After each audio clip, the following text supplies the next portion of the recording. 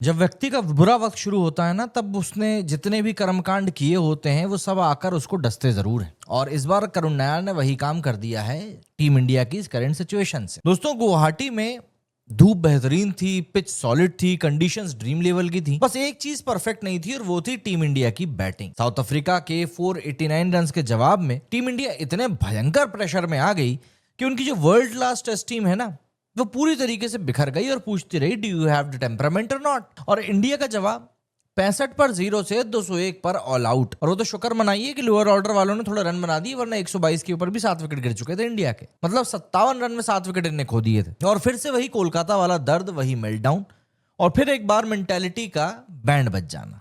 ये सब चीजें निकलकर सामने आ गई। मतलब आप लिस्ट की देखिए, लिस्ट की बात करिए, ध्रुव जुरेल, ऋषभ पंत, साई सुदर्शन, रविंद्र जडेजा, मतलब सबके सब प्रेशर में बिल्कुल पिघल गए। ये पिच अनप्लेएबल नहीं थी, ये बॉलिंग एलियन नहीं थी, बस इंडिया का माइंडसेट इतना ज्यादा फ्रेजाइल था कि क्या बताऊं।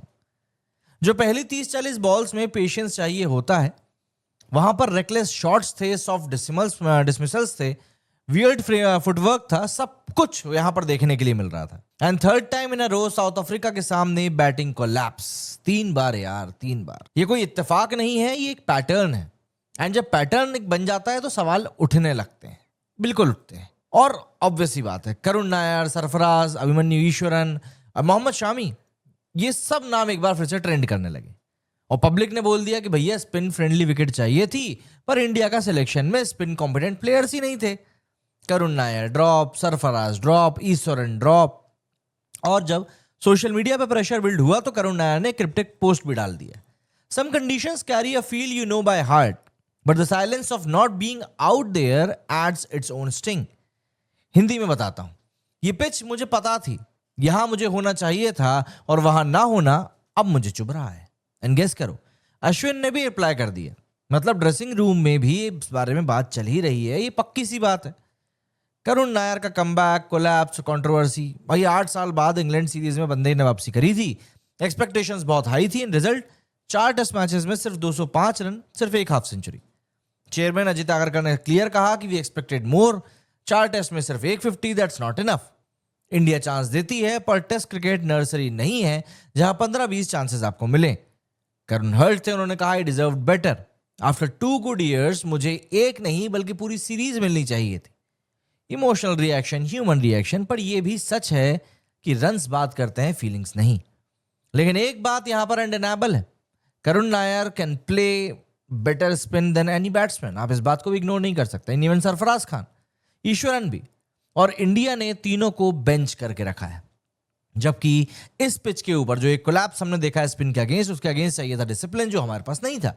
और ये लोग स्पिन के एक्सपर्ट माने जाते हैं इंडियन डोमेस्टिक में।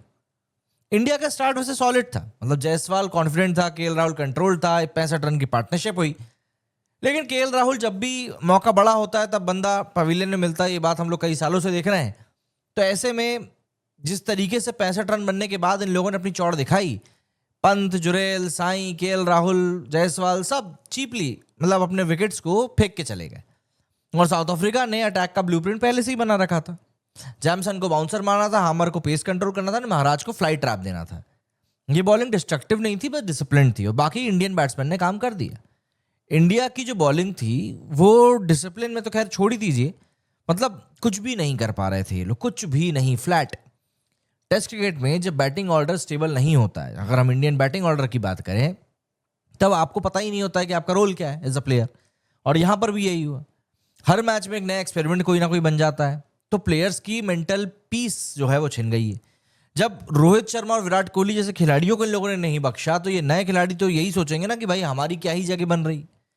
भाई सुंदर को आप एक टेस्ट मैच में नंबर 3 पर खिलाते हो, अगले में 8 पे। साई सुदर्शन वेस्ट इंडीज के खिलाफ नंबर 3 पर खेला था, कोलकाता में ड्रॉप हो गया।